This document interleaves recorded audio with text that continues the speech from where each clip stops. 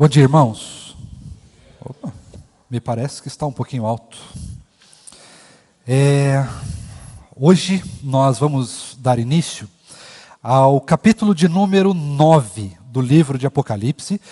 E este, irmãos, é um capítulo bastante extenso, apesar de ter poucos versículos em número, ele é extenso nas descrições, ele faz muitas descrições. Se você pegar o capítulo de número 8, que nós vimos em 2 semanas atrás, ele é dividido em duas partes, a primeira falando a respeito do céu e daquilo que acontece com as orações dos santos, ou seja, as orações nossas, da igreja do Senhor. Ele também é dividido numa segunda parte, onde estão mescladas ali, e contidas as 4 primeiras trombetas. Essas 4 primeiras trombetas que falam a respeito dos impactos que são causados entre a vinda primeira de Jesus e até a sua volta, ou seja, elas já estão sendo tocadas, de certa maneira, e essas trombetas atingem apenas a natureza.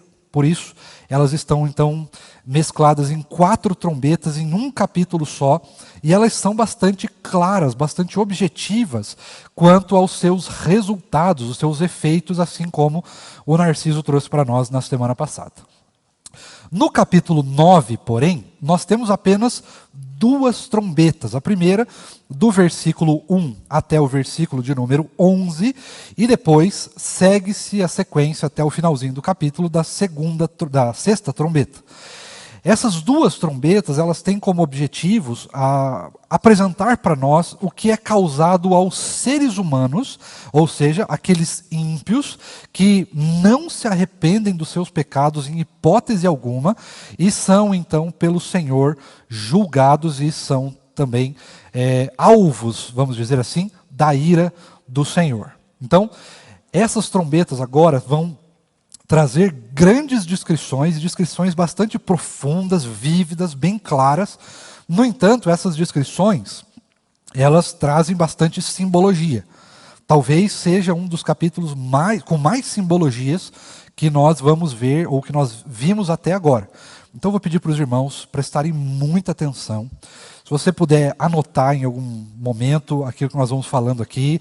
Se você tiver dúvidas, fale, por favor. No finalzinho da aula a gente abre para perguntas sempre. E é importantíssimo que você fale, porque hoje nós vamos tratar de alguns temas bastante significativos, muito sensíveis e também muito simbólicos. Então é importante que você não só preste atenção, mas tome cuidado, porque nós precisamos sempre lembrar que simbologia são apenas aparências daquilo que João pode ter visto.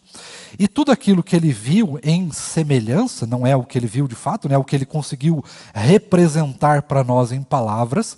Cada uma dessas simbologias, ela pode ter, e ela de fato tem, milhares de possíveis interpretações. Os irmãos vão ver isso ao longo da aula, mas é importante que a gente fique com a interpretação bíblica, ou seja, aquela que faz sentido para nós, hoje, século 21, e também aquela que faz sentido para as 7 igrejas às quais esta carta foi destinada. Tranquilo? Podemos ir? Vamos nessa então.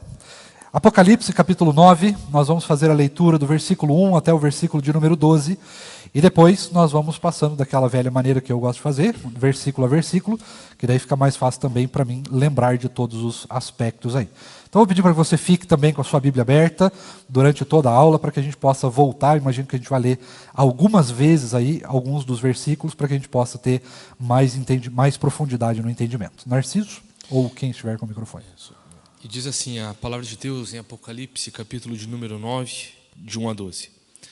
O 5º anjo tocou a trombeta e viu uma estrela que tinha caído do céu sobre a terra. E lhe foi dada a chave do poço do abismo. Ela abriu o poço do abismo e dele saiu fumaça como a fumaça de uma grande fornalha. E o sol e o ar se escureceram com a fumaça saída do poço. Também da fumaça saíram gafanhotos para a terra. e lhes foi dado poder como o poder que têm os escorpiões da terra. E lhes foi dito que não causassem dano à erva da terra, nem a qualquer coisa verde, nem a árvore alguma, e tão somente as pessoas que não têm o selo de Deus na testa. Também não lhes foi permitido que os matassem, mas que os atormentassem durante 5 meses. E o seu tormento era como o tormento de escorpião quando fere alguém. Naqueles dias as pessoas buscarão a morte e não a encontrarão. Também terão desejo de morrer, mas a morte fugirá delas. O aspecto dos gafanhotos era semelhante a cavalos preparados para a batalha. Na cabeça deles havia como que coroas parecendo de ouro, e o rosto deles era como o rosto de um ser humano. Tinham também cabelos, como cabelos de mulher, e os dentes deles como dentes de leão. Tinham couraças como couraças de ferro. O barulho que as suas asas faziam era como o barulho de carros puxados por muitos cavalos quando correm para a batalha.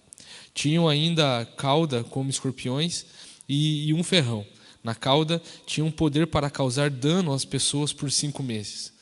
Tinham por rei sobre eles o anjo do abismo, cujo nome em hebraico é Abaddon e em grego Apolion. O primeiro ai passou. Eis que depois dessas coisas vem ainda 2 ais. Vamos orar? Deus bondoso e maravilhoso, nós estamos diante da Tua palavra que fala sobre as últimas coisas, as coisas que acontecem antes da vinda do Senhor. E, no entanto, Deus, essa palavra do Senhor foi dada ao apóstolo João, mas também é dada a nós com muitos símbolos. E muitas vezes nós temos dificuldade de compreender esses símbolos, nós temos dificuldade de olhar para a sua palavra com a profundidade que ela merece, e por isso nós clamamos que o Senhor abra o entendimento do nosso coração, que o Senhor nos ilumine para que possamos entender aquilo que a tua palavra diz, que ela de fato, Deus, possa fazer sentido não só para a nossa intelectualidade, mas também para as nossas vidas, principalmente para a nossa vida espiritual, no que tange a sermos mais parecidos com o Senhor, a melhorar a nossa prática de amor ao próximo, de cuidado uns para com os outros e principalmente a nossa devoção ao Senhor. Nós clamamos a Deus para que o Senhor derrame de graça sobre as nossas vidas, que o Senhor ministre sobre nós, que o Senhor fale conosco e através de nós, usando tão somente a tua palavra no dia de hoje. Que a minha vida seja diminuída, Deus, para que ao ouvir a voz do Senhor hoje, somente a sua voz e a sua palavra sejam ouvidas e compreendidas entre nós. Nós clamamos pedindo por isso em nome de Jesus. Amém. Muito bem. Então, irmãos, nós estamos aqui na 5ª trombeta.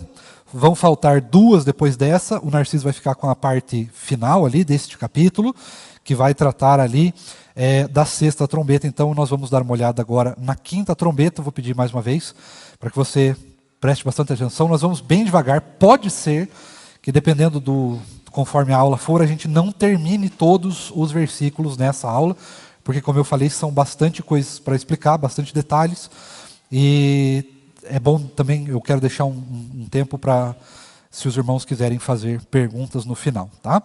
Então vamos lá, versículo de número 1, Narciso, você vai me ajudando aí? Apocalipse 9, versículo 1. O 5º anjo tocou a trombeta e viu uma estrela que tinha caído do céu sobre a terra. Ele foi dada a chave do poço do abismo.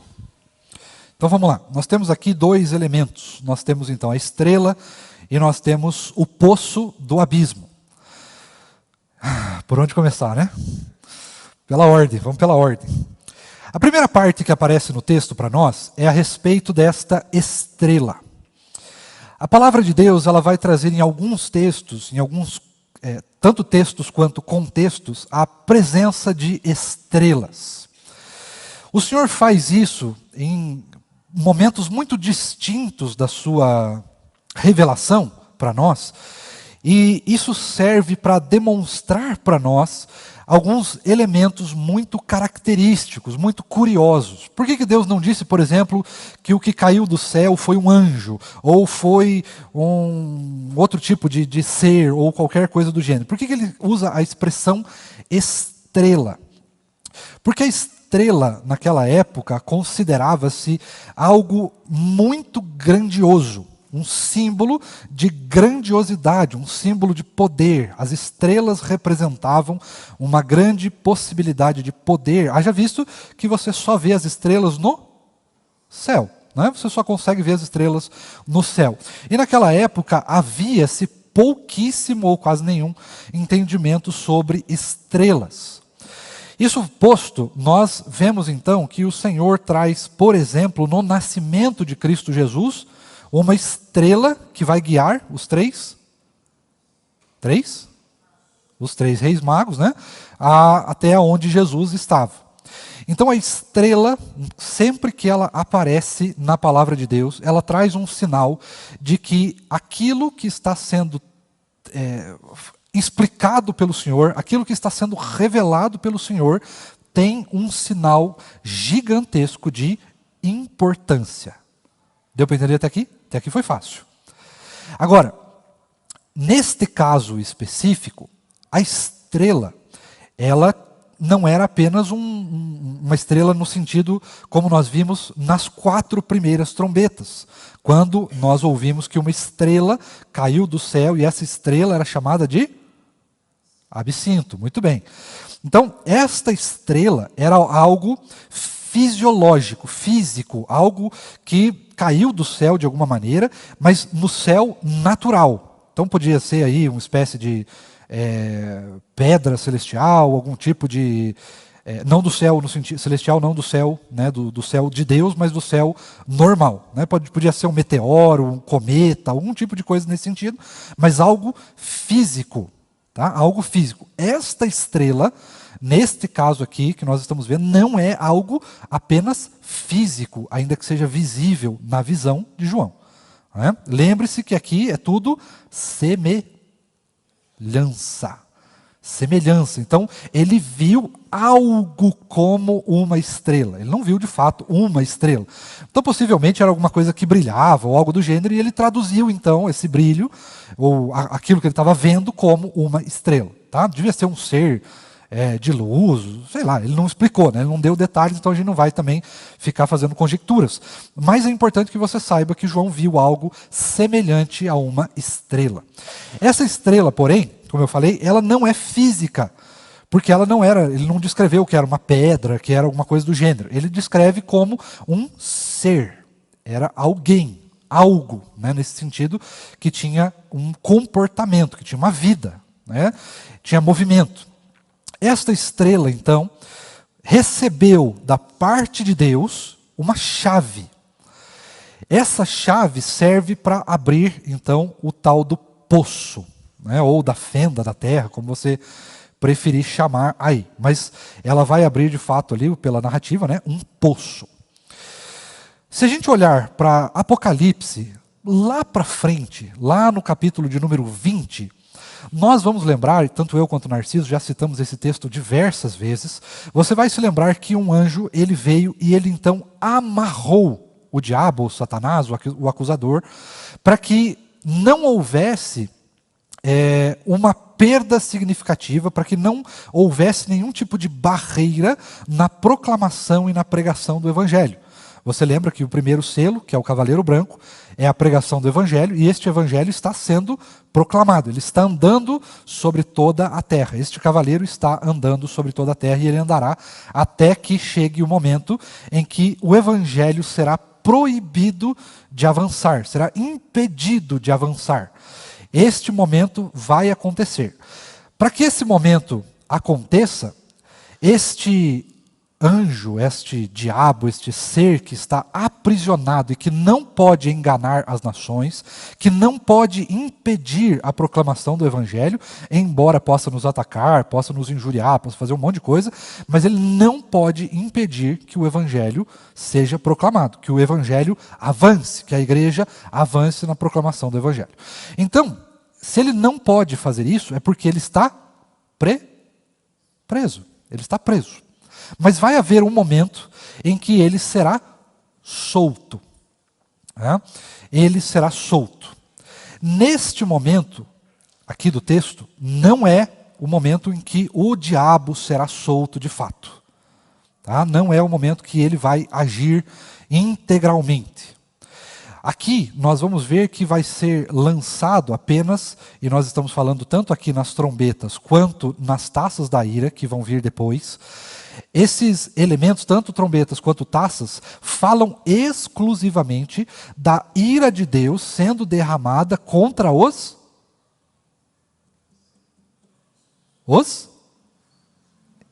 ímpios.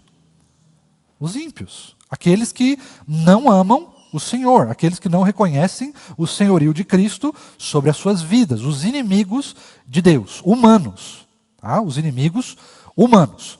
Então, quando nós olhamos tanto para as trombetas quanto para as taças da ira, nós vamos então sempre olhar que o resultado do que está acontecendo na visão, embora não seja a visão literal, o resultado é sempre a ira de Deus sendo derramada ou sendo apresentada para aqueles que não amam o Senhor.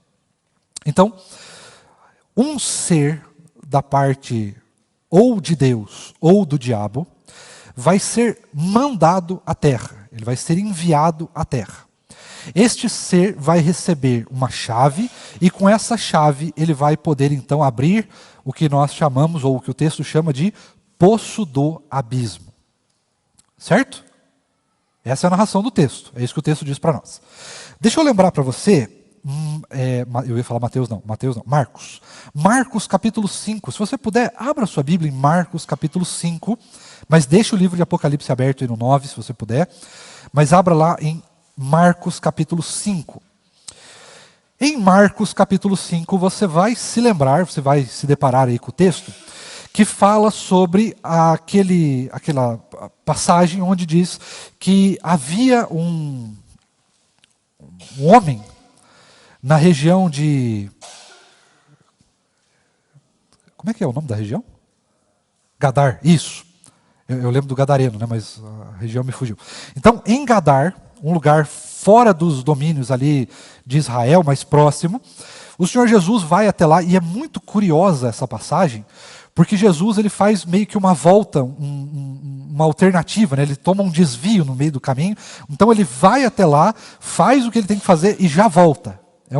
É bem curioso a passagem, mas você vai se lembrar que ele vai até esse lugar, ele chega até um lugar que é uma espécie de um cemitério, né? Uma cripta, um lugar meio assim esquisito, estranho, e lá tinha um homem que ele se cortava com tijolo, e tinha correntes, e o negócio era tenso, o bicho era feio.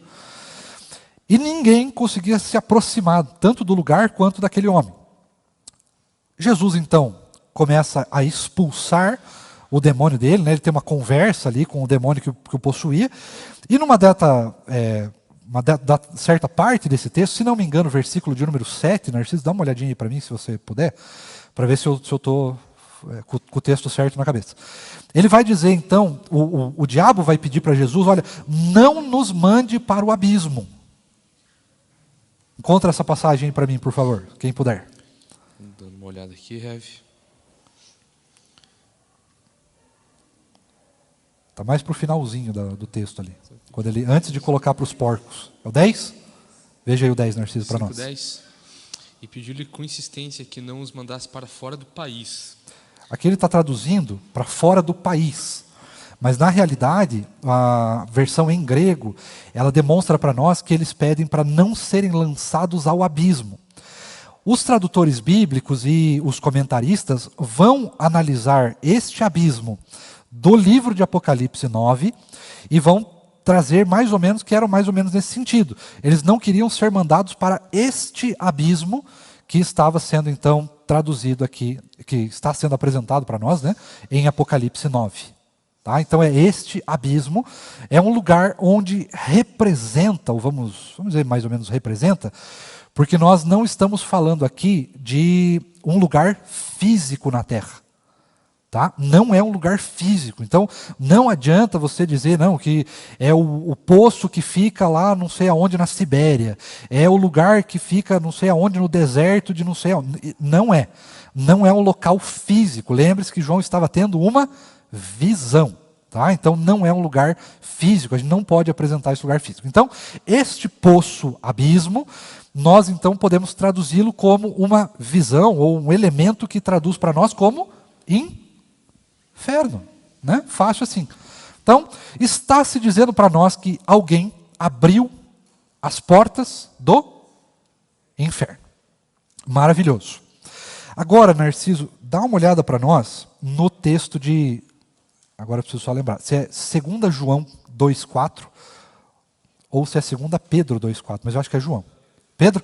Então, 2 Pedro 2,4. Por gentileza, abra sua Bíblia se você puder. 2 Pedro 2,4. A capacidade de enxergar é difícil porque você não lembra os textos tudo de cor. 2 Pedro, capítulo 2, versículo de número 4. Narciso, está com o microfone, lê para nós, por favor. Diz assim a palavra de Deus na segunda carta do apóstolo Pedro, capítulo 2, versículo 4. Pois Deus não poupou anjos quando pecaram, mas lançando-os no inferno, prendeu-os com correntes de escuridão, reservando-os para o juízo. Maravilhoso. Então você veja que Deus mandou anjos maus, não poupou nem mesmo os anjos, e então os aprisionou, pelo menos os anjos maus, né, que foram junto com o diabo aí pro lado negro da força, né, pro lado ruim da força. Então, eles foram condenados, aprisionados com correntes no inferno. Tá? Aqui o inferno pode ser traduzido tanto por inferno, como ele pode ser traduzido também como abismo. Aí tem os termos em grego que eu não vou citar aqui agora, porque não vale neste versículo a pena citar isso no grego. Mas normalmente aqui é traduzido como Sheol, se for em hebraico, ou como Hades, ou Tártaro, se for em grego. Tá? Os dois significam inferno, ou os três significam, de certa maneira, inferno.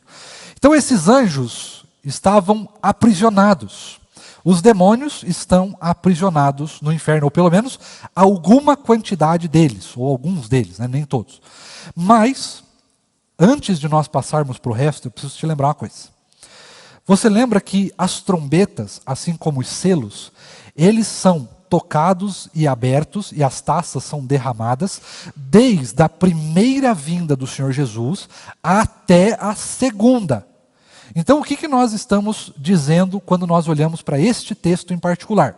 Que este poço, onde é o abismo, o inferno, como você preferir chamar, vai ser aberto. Quando este poço vai ser aberto? Você pode dizer o seguinte, quando a quinta trombeta for tocada. Qual que é a ideia? A quinta trombeta já está sendo tocada. Deu para entender? Não vai haver um momento na história que isso vai acontecer de uma maneira literal, física. Os demônios vão sair andando por aí, né, esses bichos que aparecem lá no finalzinho do texto, vão sair andando por aí e picando as pessoas com rabo de escorpião. Isso não vai acontecer. Tá? E não vai ser por 5 meses. 5 meses é apenas um adendo ali de tempo. Uma quantidade de tempo. Diga. É interessante que esse texto, no versículo 1, o João está vendo uma estrela não que está caindo ou que cairá, mas que caiu na terra, ou que tinha exatamente. caído, conforme a nossa versão. Ou seja, a queda já aconteceu, né? Exato. Então, o que ele está vendo e a chave que foi lhe dado, né? Então, isso daí mostra que é o poder de Deus também sendo manifestado para que se cumpra aquilo que a gente vê nos selos, dos propósitos de Deus sendo abertos para a humanidade, né? E é interessante o que o senhor falou no começo ali do Apocalipse 20, citando Apocalipse 20, sobre Satanás estar preso, e a gente defende isso, porque é o que o texto bíblico nos fala. A gente vai ver passagens como de João 12, de Lucas 10, se eu não me engano, onde Jesus vai estar falando, vi Satanás cair como um relâmpago, né? E é sempre tratado junto com a pregação do Evangelho, quando os discípulos voltam falando do Evangelho, olha o que o poder de Deus fez na pregação, e Jesus ele fala essas coisas falando sobre a queda de Satanás, né? E é interessante que a quinta trombeta, como as outras trombetas, são relacionadas de uma forma muito direta, não precisa nem interpretar, é só ler o texto, com as taças. E a quinta taça fala sobre o trono de Satanás de novo, né? Aqui na terra, né? Quando é trono na terra, fala sobre o trono de Satanás em Apocalipse. E é interessante isso, ver esses paralelos de como essa estrela que tinha caído, como diz o texto, ele também tem essa relação muito clara com o poder limitado, claro, de Satanás, enquanto ele é um objeto para que se cumpram os decretos e os desígnios de Deus para com o mundo e a sua igreja. Maravilhoso. Então você já entendeu esta primeira parte do texto. Nós estamos falando do inferno, nós estamos falando que vai haver uma liberação de criaturas, de seres que estão no inferno. Esses seres você pode chamar de anjos caídos, você pode chamar de demônios, você pode chamar do que você quiser, de capiroto, sei lá, grama cortada, uns troços assim. Enfim, é importante que você saiba que são demônios. Tá? São demônios. Demônios serão libertos. Esses demônios têm uma função específica que nós vamos ver a partir de agora. Mas antes da gente passar para o resto, eu quero te fazer uma pergunta que você não precisa responder em voz alta, mas quem é a tal da estrela? Quem seria esta tal de estrela? Bom, eu não faço a menor ideia, porque a própria palavra não diz o nome nem nada do gênero, mas os comentaristas bíblicos fazem algumas possibilidades. Uma delas é que não era um ser celeste de bondade, porque os seres celestes de bondade não caem do céu, né? Eles não são lançados do céu, nem nada do gênero. Eles são enviados para cumprir missões específicas, mas eles não caem. Então, a possibilidade maior, não é a única, mas é a possibilidade maior, é que possivelmente este seja o próprio capiroto ou algum dos seus enviados, né, algum dos seus asseclas, companheiros, sei lá como é que se chama, que foi enviado então para apenas abrir o abismo.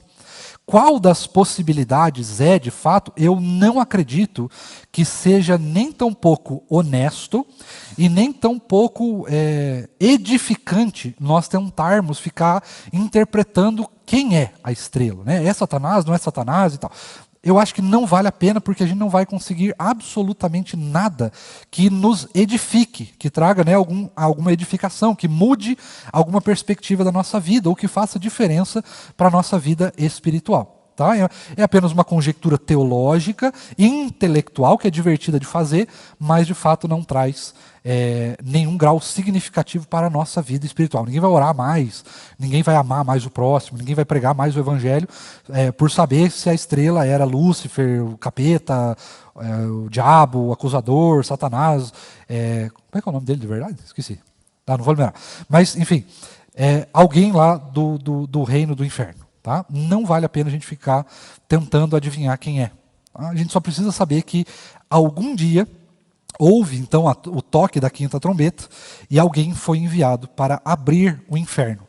O que nos interessa e o que faz diferença para a nossa vida espiritual é o que nós vamos ver agora, que é a ideia de que o que acontece com aqueles que são declaradamente inimigos de Deus. E aí nós vamos para o versículo então de número 2. Ela abriu o poço do abismo, e dele saiu fumaça como a fumaça de uma grande fornalha.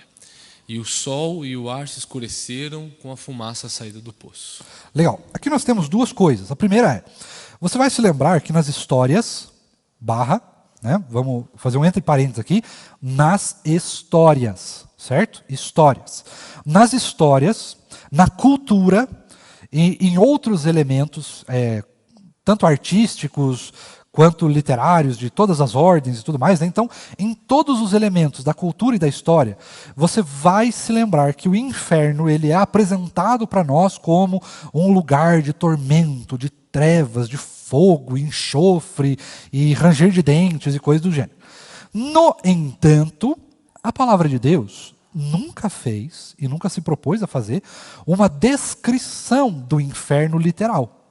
Ela nunca disse, olha, o inferno ele tem paredes assim, o céu é assado, o chão é desse jeito, daí tem demônios dessa ordem, daí as coisas acontecem assim, assado, daquele jeito e tudo mais. Ela nunca se propôs a fazer isso. Tanto que a única vez que a palavra se propõe a fazer uma descrição que seja mais literal é a ideia do que a gente chama de lago de fogo, onde está preparado para o diabo, os seus anjos e os seus, né, aqueles que são condenados junto com o diabo. Essa é a única descrição literal do inferno, tá, que a palavra traz de fato como um lugar, né, com representações físicas de algum lugar. Ou seja, nós estamos aqui falando nesta mesma representação. Qual é a representação que nós estamos falando? Para João, tentar explicar o que ele estava vendo, qual que era a ideia que ele tinha de inferno? Duas. A primeira era o inferno da cultura hebraica, que nós chamamos de Sheol. Tá? O segundo era o inferno grego, que nós chamamos de Hades, ou Tártaro. São duas vertentes do mesmo lugar. Né? O Hades é o lugar dos mortos, de fato, seria assim a entrada do inferno, vamos dizer assim, e o Tártaro é onde estão localizados lá os criadores dos deuses, né? Os titãs. E lá, neste lugar, é o inferno dos infernos. Então, em alguma medida, João estava tentando usar elementos da cultura grega ou da cultura hebraica da época para tentar trazer aquilo que ele estava vendo em palavras que fossem inteligíveis para as 7 igrejas da Ásia Menor, que tinham por grande... os elementos culturais onde essas igrejas estavam inseridos eram, de fato, na maior parte do tempo, elementos de natureza grega. Então, por causa disso, ele traz estas expressões de que era um lugar, né, que saía fumaça e tinha enxofre, fogo e coisas do gênero, mas você precisa se lembrar que isso aqui é uma visão de elementos simbólicos e que estão traduzidos para elementos culturais que eram inteligíveis para aquela época. Tá? A gente não pode traduzir isso aqui como algo literal, que de fato tinha um poço e que saiu fumaça, porque a gente não está vendo fumaça em lugar nenhum. A não ser, bom, tem as queimadas aí, mas não é nesse sentido que o texto está dizendo para nós. Tá? Porque aqui ele está dizendo que o sol se escureceu, né? O ar se escureceu, se encheu de fumaça e tal, do tamanho da fumaça que saiu deste local.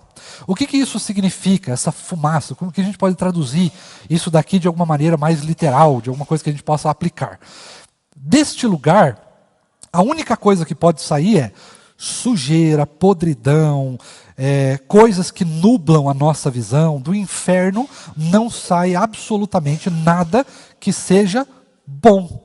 Tá? Essa é a tradução para os nossos dias. Do inferno não sai nada de bom. Ah, mas essa fumaça, pastor, na verdade é a fumaça das queimadas, é a fumaça do aquecimento global. Para com isso, pelo amor de Deus. Não entra nessas viagens, senão você entra numa aspira que você não vai sair nunca mais. Então, não interprete Apocalipse jamais, em hipótese alguma, de maneira literal. A única coisa que nós podemos dizer aqui, do versículo 2, é que, ao olharmos para o inferno, nós percebemos que nada que vem de lá, nada que vem da ordem dos demônios, nada que vem da parte do mal, nada que venha daquilo que Deus julga, nada que venha daquilo que Deus condena, onde Deus aplica a sua ira, nada que vem de lá pode ser bom. Deu para entender até aqui?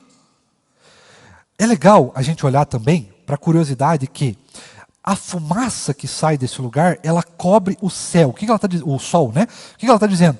Que este lugar ele é contrário à luz. Tá? A luz de Deus. Você pode tentar fazer uma analogia nesse sentido. Tá?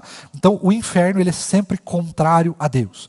E essa fumaça ela pode ser usada como uma espécie de, vamos dizer assim, uma analogia também à máscara que o diabo usa. Tá? Nós vamos ver isso mais para frente, mas sempre analise isso. O inferno, ele nunca se apresenta como o inferno de fato.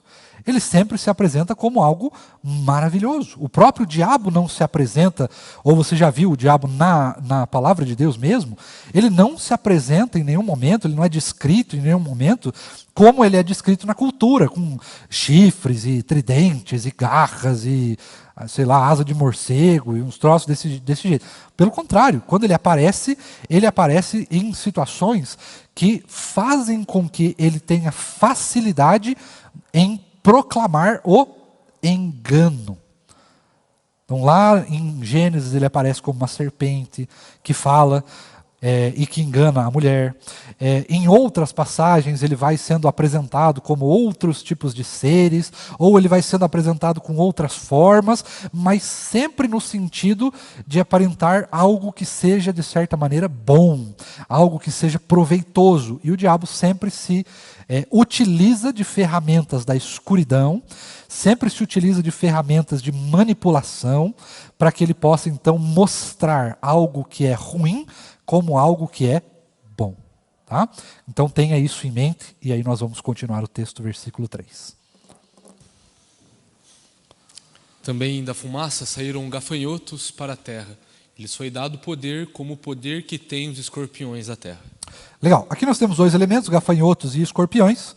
Né? É lógico que o escorpião aqui é uma ideia de João. Provavelmente havia uma quantidade muito grande de escorpiões naquela época, até por ser uma região mais árida, mais desértica, naquele lugar onde eles estavam. Então, possivelmente, havia muitos escorpiões ali, por isso que ele usa essa ideia do escorpião. Tá? O outro elemento que aparece para nós é o gafanhoto. Né? Saíram desta fumaça, saiu deste poço gafanhotos, que era também um elemento daquela cultura. Só que, nesse caso, né, era um elemento cruel e absolutamente terrível, porque você sabe muito bem, se você já viu aí uma nuvem de gafanhotos, já teve a oportunidade de ver ou um vídeo ou ao vivo, o negócio não é bonito, é feio, e quando atingem, né, plantações e alguma coisa do gênero, eles não deixam pedra sobre pedra. Né? Não fica nenhuma planta viva erguida no lugar ali. O negócio vira uma devastação total. Então o que ele está dizendo para nós, João? Está dizendo que vinha daquele lugar, né, do inferno, vem uma devastação. E aí ele usa então este elemento dos gafanhotos. O que ele quer dizer com gafanhoto? Ele quer dizer que saíram muitos. Então, ele usa o elemento do gafanhoto para dizer que saiu uma quantidade monstruosa, né, exacerbada de demônios deste poço. Tá? E aí ele vai usar então essa ideia do gafanhoto, né, que anda junto, em bando, em nuvem e tal, né, e que por onde passam fazem um estrago gigantesco. Neste texto em particular não tem muito mais que a gente possa dizer, a não ser que estes seres, eles são comparados aos escorpiões, né, são parecidos com os escorpiões, porque eles eram então venenosos. Lembra que eu falei? Nada que sai do poço é bom. Então, tudo que sai desse poço tem algum tipo de contrapartida. Tem veneno, tem maldade, maldição, tragédia, desgraça, dor, sofrimento, angústia, tudo que você puder imaginar nesses termos. Tá? Mas, nesse sentido, é isso que o texto traz para nós aqui no versículo de número 3. 3? E nós estamos, então, vendo estes demônios. Agora, eu não vou falar nada mais aqui, porque a palavra mesmo vai nos exemplificar, né, vai trazer muito claramente como era a aparência desses bichos e o que eles vieram então fazer. Então vamos direto para o versículo 4. Interessante, pastor, que em Marcos 16, Jesus ele fala sobre essa autoridade, né, de pisar em serpentes, escorpiões, não os bichos literais ali, obviamente. Sim, Jesus não está falando isso, olha, vocês vão ser a prova de veneno. Não é isso. Mas está falando sobre animais ali que simbolizam, dentro da mentalidade, obviamente, ali da época e para nós hoje, são símbolos que se remetem a essas hostilidades infernais, né? Então, que Jesus ele nos dá essa autoridade juntamente com a pregação do Evangelho. Exatamente. É interessante isso, muito muito claro de como a grande comissão ela nos dá essa força, essa alegria de suportar tudo isso. Exatamente. Mas vamos lá, Apocalipse 9:4. Isso. Eles foi dito que não causassem dano à erva da terra, nem a qualquer coisa verde, nem a árvore alguma. E tão somente as pessoas que não têm o selo de Deus na testa. Muito bem. Então, o texto é absolutamente claro, né? Aqui nem dá para fazer interpretações, o texto é absolutamente claro. Estes bichos, eles recebem uma ordem. Tá? A única coisa que nós podemos falar, que é fora, né, do texto bíblico, é que eles recebem uma ordem.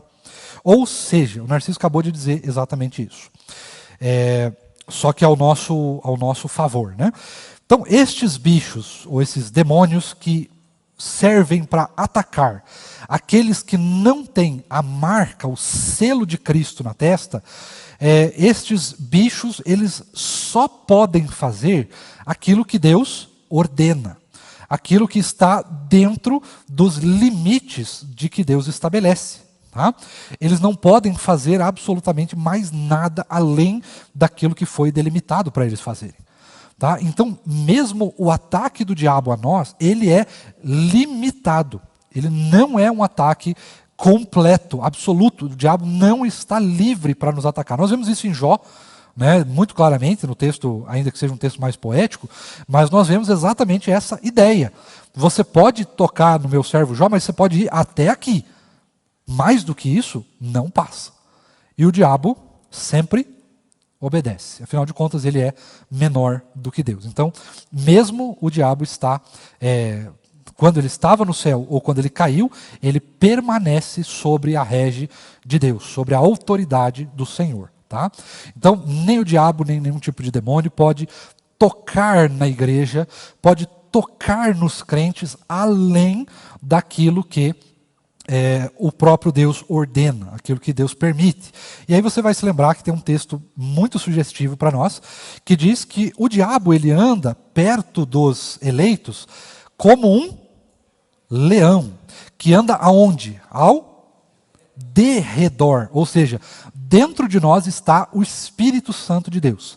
Ao redor de nós está, vamos dizer, as hostes celestiais. Então, você pode dizer que está os anjos, está a proteção de Deus, você pode, enfim, está o sangue de Cristo, a graça de Deus, pode usar vários elementos que estão ao nosso redor. E então, ao derredor está o ataque do diabo. Nem o ataque, né? Ele está só tentando atacar, né? Buscando brechas. Tá? Então, nesse sentido, a mesma dinâmica funciona para os ímpios. O diabo pode atacar os ímpios, mas ele pode atacar os ímpios até onde o Senhor permite. Ele não pode passar daquilo que é permissão de Deus. E ele então, neste caso aqui do texto, os diabos, os demônios, né, que saíram desse poço, só podem atacar aqueles que não têm o símbolo de Deus, né, que não são selados pelo Espírito de Deus. Deu para entender até aqui? Até aqui tá fácil, né? Não tem muito que a gente possa ainda dizer aqui, né? O texto vai continuar, mas é importante que você saiba desses limites do diabo. Ele não pode atacar o planeta, a natureza, mas ele pode atacar somente aqueles, né? Esses bichos só podem atacar aqueles que não têm o selo de Deus. E ainda assim, este ataque ele é limitado àquilo que nós vamos ver, né? A ordem que Deus dá para eles atacarem. Então, vamos para o versículo 5. É interessante também, né, Rev, esse versículo, como ele faz uma ponte muito clara com os selos, né? De que lá aparecem os selados, os que recebem o selo na testa, né? Então é muito bom ver essa literatura apocalíptica fazendo essa ida e essa vinda, né? Exato. De como o texto ele flui muito bem, sem ser, claro, cronológico, Exatamente. mas complementar e cíclico, né? Importante dizer que nós estamos contando, né, pela terceira vez a mesma história. A história da hora que Jesus foi aceso aos céus até a hora que ele vai voltar. Então o Apocalipse vai contar essa história 7 vezes com com outros elementos. Tá? Então é sempre bom você lembrar disso, não é uma cronologia. Nós estamos contando a mesma história pela terceira vez e nós vamos fazer isso mais 4 vezes ainda. Então é importante lembrar disso. Versículo 5. Também não lhes foi permitido que os matassem, mas que os atormentassem durante 5 meses. Então, e o seu tormento era como o tormento de escorpião quando fere alguém. Isso. Então veja, 5 meses é um período de tempo. Tá? Eu não vou ficar especulando aqui. Pai do céu. Não vou ficar especulando aqui. Você viu? A gente falando dos demônios, isso aí. Não vale a pena ficar aqui tentando conjecturar o que são, né, os 5 meses, se é um espaço de tempo X, Y, Z, né, o que está dizendo aqui. Mas vamos entender isso aqui como um período de tempo. Tá? Um período de tempo. Alguns comentaristas eles dizem que os gafanhotos, o ciclo de vida e de ataque, né, de comida dos gafanhotos naquela época, ele agia de abril. Então era abril, maio, junho, julho e agosto. Tá? Isso naquela época, isso é coisa de comentarista bíblico. Então naquela época havia o ciclo lá dos gafanhotos e eles atacavam, geralmente, né, se proliferavam em 5 meses, que era de abril a agosto. Então não vale a pena a gente fazer esse tipo de menção, não vale ficar olhando para esse tipo de coisa, porque a palavra de Deus ela não quer dizer 5 meses literais, mas ela quer dizer que havia um grande tormento, né? Um tempo de tormento muito grande. O que vale para nós dizer é que estes demônios eles tinham como objetivo, e têm como objetivo, causar sofrimento, causar tormentos, e tormentos prolongados. Eles não vieram para matar, eles não vieram para possuir, né? O texto é bem claro, eles não vieram para possuir, eles vieram para atormentar. Como que a gente pode traduzir isso de certa maneira? Você pode tentar, eu vou entre parênteses aqui, tá? Você pode tentar, não quer dizer que nós estamos fazendo aqui nenhum tipo de apologia, de defesa, nem nada do gênero. Mas, se você olhar para a vida daqueles que não são crentes, você vai perceber que ao longo da história, o tormento dessas pessoas tem se aumentado. É guerra, é briga, é discussão, é angústia, é problema nos relacionamentos, é problemas psicológicos de ordem mental, física, natural, espiritual. Enfim, olhe para a vida de um ímpio. Olhe bem para a vida de um ímpio e veja como a vida dele é difícil, como a vida dele é apertada, como a vida dele é... Não que a nossa também não seja. Nós temos lutas, é verdade. Mas perceba que a vida do ímpio ela é uma vida que não tem escapatória. Ele tenta, né? Ele vai atrás do médico, ele vai atrás de remédio, ele vai atrás de psicólogo, ele vai atrás de religiões, ele vai atrás de entretenimento, ele vai atrás de esporte, ele vai atrás de saúde, ele vai atrás de um monte de coisa, né? Até de entorpecentes. Mas ele não consegue se livrar do seu tormento. Ele permanece sempre sendo atormentado. Aqui, é claro que eu não estou dizendo que o diabo, né, esses demônios que saem do poço, estão atormentando os ímpios neste sentido. Tá? O que eu estou dizendo é, os ímpios só tem uma solução. Só existe uma solução para o ímpio. E só existe uma solução para mim e para você. Esta solução é Cristo. Todos aqueles que não estão em Cristo, que não confessaram o Senhor Jesus e não desfrutam de Cristo como Rei e Salvador das suas vidas, estas pessoas seguem atormentadas. Pelo quê? Atormentadas em primeiro lugar pelo pecado e atormentadas em segundo lugar pelos demônios. Deu para entender? Então, eu não estou fazendo nenhum juízo de valor, dizendo assim, os ímpios são atormentados pela ansiedade, a ansiedade é o demônio. Nada a ver. Tá? Eu só estou dizendo que os ímpios, eles sempre vão achar tormento, a menos que eles estejam em Cristo. Da mesma maneira que nós temos lutas, nós temos dificuldades, mas, além das nossas dificuldades, acima das nossas dificuldades, está a esperança que nós temos em Cristo. Então não importa a luta que se levante contra nós, nós permanecemos firmes, nós permanecemos seguros, porque nós não estamos seguros em nós mesmos, nós estamos seguros em Cristo Jesus. Quem nos garante é o Senhor Jesus, não nós mesmos, não o nosso esforço, nem nada do gênero. Então, eu quero que você apenas olhe para esse sentido, para que você lembre-se que sempre os ímpios, aqueles que são de fato declarados inimigos de Deus, sempre de alguma forma estão sendo atormentados, seja por eles mesmos, pelos outros, pelas consequências do mundo adversas, e de todos os lados eles sempre estão em tormento. E, em última instância, os tormentos dos ímpios também são, não só, mas também são causados pelos demônios. Deu para entender? Tá. Isso contempla também, Rev, o fato dos ímpios estarem no inferno também, né? Deles estarem sendo atormentados nesse aspecto. Também. Eu estava lendo alguns comentários também sobre isso. Também tem essa ideia de que esse tormento diz respeito a eles estarem no inferno também. Tanto que o próximo versículo, né, versículo 6, vai falar que eles procuram a morte, mas ela foge delas, né? Então tem esse aspecto de que eles sofrem. Os ímpios eles sofrem por causa dos seus pecados, e mesmo estando condenados por causa dos seus pecados, já no Hades, né, eles lá não tem morte, Lá é tormento, é uma prévia do tormento eterno.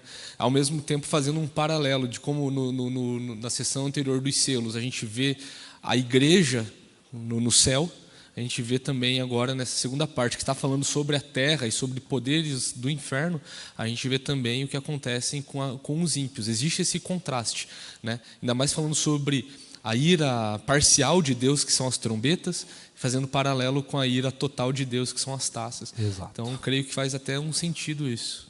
Muito bom. Então já leia para nós os 6. Assim, a palavra de Deus. Naqueles dias, as pessoas buscarão a morte e não a encontrarão. Também terão desejo de morrer, mas a morte fugirá delas. Exato. Então veja, esse texto ele traz para nós 2 aspectos. O primeiro que o Narciso já falou, da mesma maneira que nós já podemos experimentar, de certa maneira, gotas do céu, né, vislumbres do céu, aqueles que são ímpios já experimentam, de certa maneira, o tormento do inferno. Tá? Isso acontece tanto de maneira literal, quanto de maneira aliteral, ou seja, de maneira simbólica, né? Porque da mesma maneira a gente não pode experimentar o céu agora. A gente experimenta vislumbres do céu quando nós estamos juntos, quando nós louvamos ao Senhor, quando nós estamos adorando na nossa vida devocional, quando nós podemos orar ao Senhor, nós experimentamos vislumbres do céu, né? Da mesma maneira, os ímpios experimentam vislumbres do inferno, daquilo que virá, daquilo que será a sua condenação. Tá?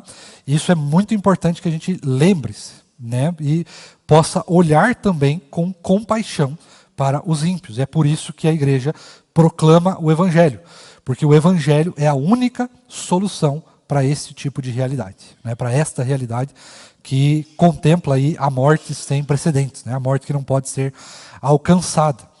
Essa morte que não pode ser alcançada, a palavra de Deus quer trazer como alívio. Eles procuram alívio do seu sofrimento, mas eles não podem encontrar esse alívio nem mesmo na morte. Porque afinal de contas, depois que você está no inferno ou você está no céu, não existe mais volta, né? A partir do momento que Cristo voltar pela segunda vez, não existe mais retorno. Quem está salvo, quem está condenado está perpetuamente condenado.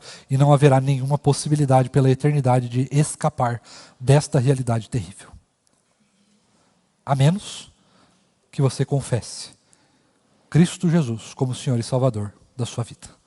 Para esse caso, então todo aquele que nele crê não perecerá, mas terá a vida eterna. Maravilhoso. 7.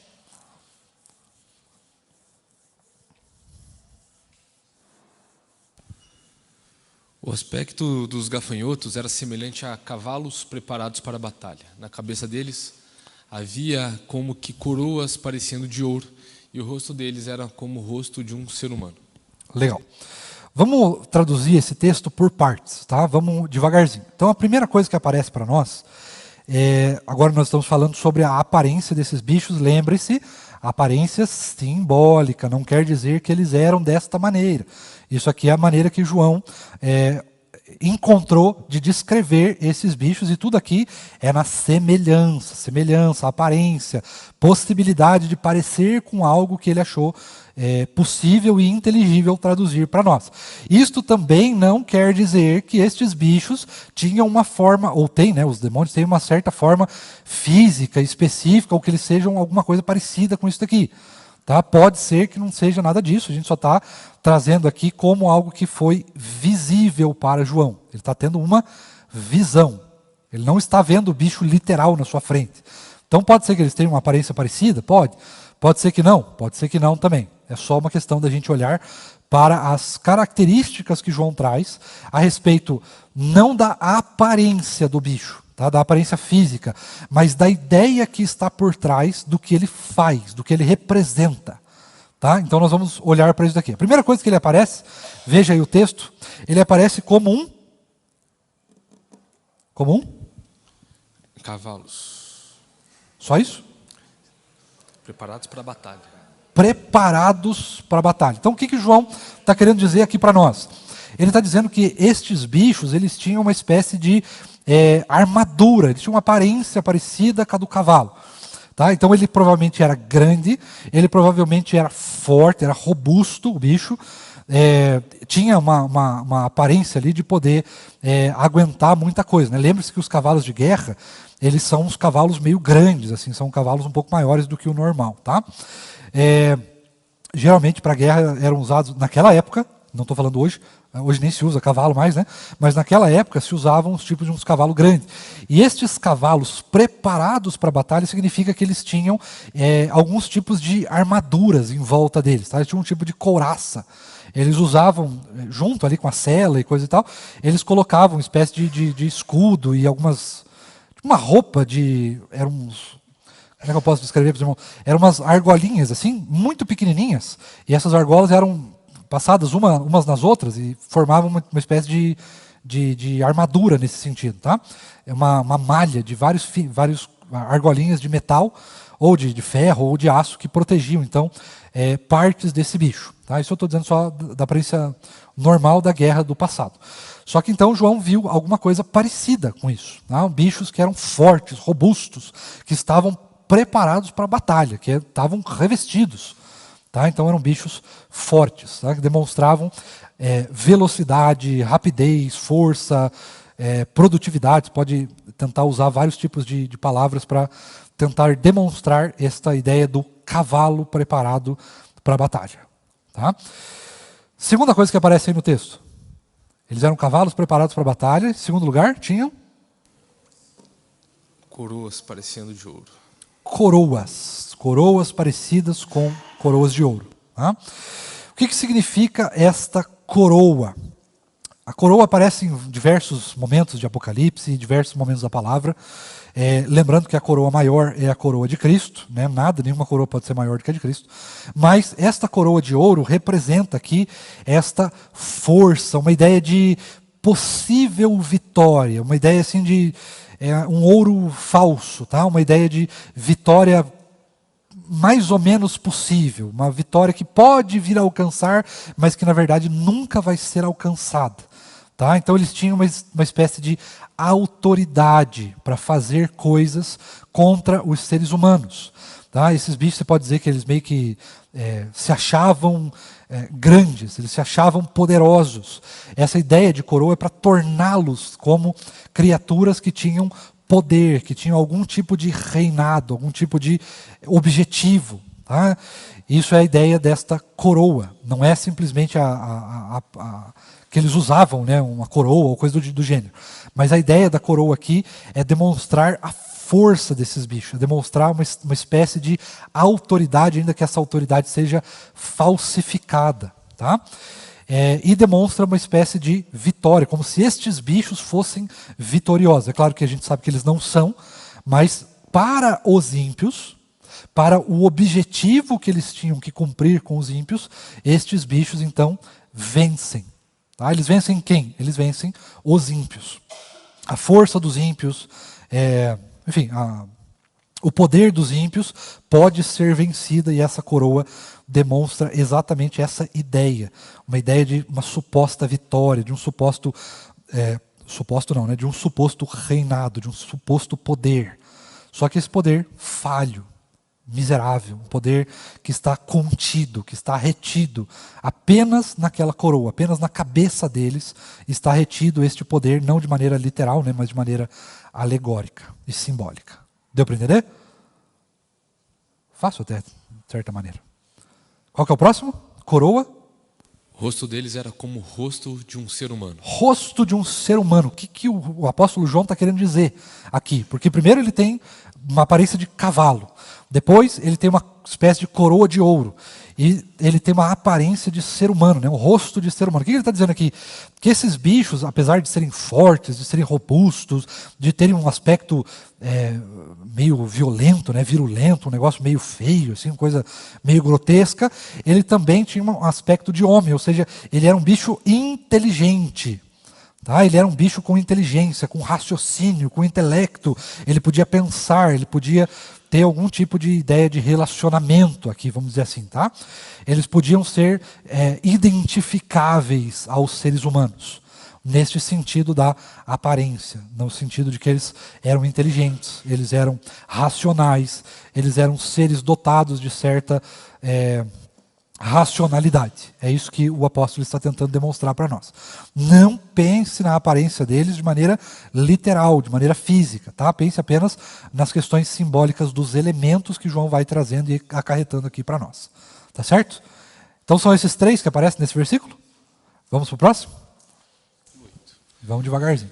Quase acabando, irmãos. Tinham também cabelos como cabelos de mulher, e os dentes eram como dentes de leão. Tá. Então vamos lá. Dois aspectos aqui, os dois estão juntos, e João faz questão de colocar estes dois aspectos juntos. Eles tinham cabelos como de mulher, tá? E tinham, da mesma maneira, dentes como dentes de leão. O que o texto está querendo dizer para nós? O que João queria dizer para nós e para a igreja daquela época? Queria dizer que, apesar da aparência deles ser um negócio meio grotesco, ser um negócio meio diabólico e tudo mais, eles também tinham uma aparência boa. Tá? Ele está complementando que, ao mesmo tempo que eles tinham uma aparência demoníaca, eles também tinham uma aparência boa de se ver. Tá? Uma aparência que lembra algo que seja, como é que eu posso dizer? Algo que seja bom, agradável, tá? Aprazível aos olhos. Então é importante a gente olhar este elemento. Não quer dizer que o diabo tem alguma coisa a ver com a mulher, pelo amor de Deus, se você pensou ou vai pensar alguma coisa desse gênero. Eu sei porque tem gente que pensa, que diz que o diabo tem aparência de mulher, tem uns troços bizarros assim, mas não tem nada a ver, pelo amor de Cristo Jesus. Tá? O que João está tentando demonstrar é que o aspecto do cabelo de mulher era apenas para dizer que, mesmo com a aparência demoníaca, eles tinham também uma aparência boa. Você olhava para eles e ainda via algo que era bom. Lembra que eu falei da máscara? Lá no comecinho do texto, que o inferno lança máscara, né, lança fumaça para encobrir aquilo que o diabo faz. Então a ideia é essa daqui, do cabelo de mulher. O diabo sempre se utiliza de boa aparência para poder fazer os seus feitos malignos. A ação do diabo, ela é sempre disfarçada de ação boa. E é justamente por isso que a palavra de Deus nunca pediu, nunca deu ordem para que nós fujamos do diabo. Ela diz: resisti ao diabo e ele fugirá de vós. Mas a Bíblia diz muito claramente: fujam da aparência do mal. Não da aparência do diabo, mas da aparência do mal. Por quê? Porque o diabo sempre dá um jeitinho de se esconder na boa aparência, de esconder o seu mal, a sua perversidade, a sua pecaminosidade, sempre dentro de algo que é bom, que é belo. E aí a ideia aqui é justamente essa. Apesar de ele ter cabelo de mulher, ser algo bom de ver, ter uma boa aparência, ele tem dentes como dentes de leão. Ele é o devorador, o destruidor, aquele que vem para destruir tudo que é bom. E o nosso tempo acabou. Se eu estou ouvindo bem, né? As crianças falam, o tempo acabou. Narciso, você quer continuar da semana que vem? O que você acha? Melhor, né? Senão não vai dar tempo e a gente consegue fazer bons elementos disso aí. Para explicar o que é Abaddon e Apolion, vai gastar mais uma meia hora aí. Apesar que eles significam destruidor, né, mas você vai ter que trazer o contexto ali talvez seja a parte mais demorada do texto. Então, irmãos, vou liberar agora para perguntas, se os irmãos tiverem. Dá uma olhada no YouTube, se alguém puder também, se nós temos algum tipo de perguntas, pelo menos até aqui. E aí os irmãos ficam, então, livres para fazer alguma pergunta ou colocação daquilo que a gente falou até aqui, pelo menos. Fiquem à vontade.